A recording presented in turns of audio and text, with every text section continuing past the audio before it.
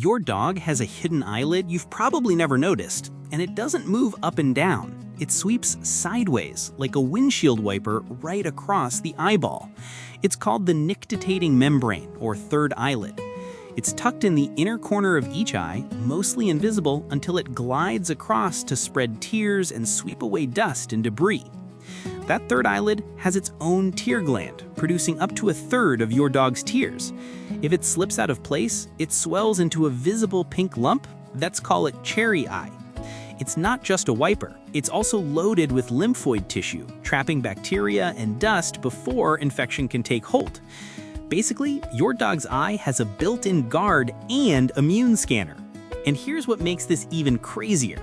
You have the leftover remnant of this exact structure. That tiny pink bump in the corner of your own eye, it's the fossil of a third eyelid your ancestors used to have. Which fact surprised you most? Comment below. Follow Sikho. Visit Sikho.ai.